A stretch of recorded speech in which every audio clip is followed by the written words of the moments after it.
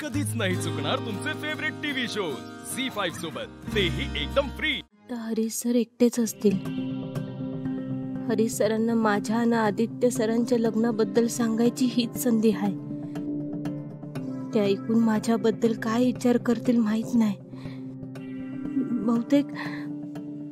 बहुतेक माझ्याबद्दल वाईट मत भी होऊ शकते त्यांचं, पण खरं काय आहे हे त्यांना कळलंच पाहिजे। मी त्याने हे लगीन तरी टळल। मी आत्ताच बोलते हरीश सरांशी।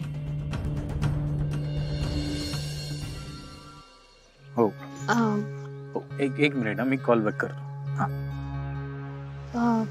हरीश सर, महत्वाचा फोन होता का? नाही ग, बोल ना। ते मला तुमच्याशी थोडं बोलायचं होतं, बोलू का? पारू, आता या फॉर्मॅलिटीज बंद कराव्या लागतील ना। लग्न होणार आहे आपलं, तुझा माझ्यावर पूर्ण अधिकार आहे।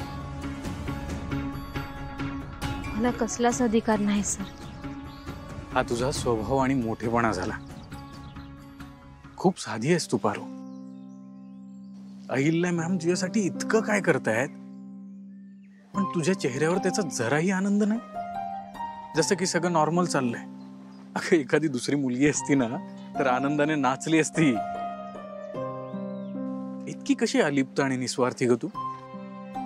हरीश सर, मला काय बी मिळवायचं नाही, मग स्वार्थ कसला आला त्यात? आधीच माझ्या पदरात जे आहे त्यावर बी माझा अधिकार नाही। पारू, तू अशी कोड्यात का बोलतेस? आणि तुला काहीतरी सांगायचं होतं ना मला, सांग ना। वय त्यासाठीच आले आहे मी।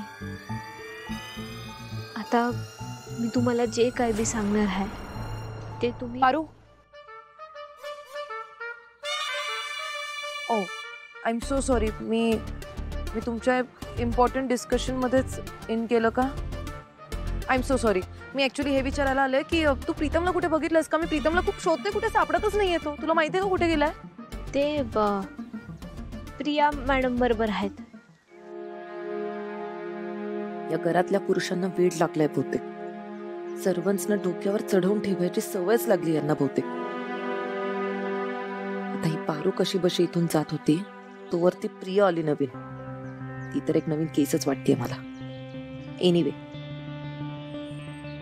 आणि तू काय करतेस इथे? अगं तुझी हळद आहे ना, तुला तयारी वगैरे काही करायची नाहीये का? हे बघ, तुला पार्लर मध्ये जायचं असेल तर जाऊन ये, मी पैसे देते तुला। नाही नको, मला तसलं काय बी नाही करायचं। पारू, तुला अहिल्या मॅडमने आता बोलवले। हरीश सर, दिशा मॅम तुम्हालाही। ओ ओके, चला।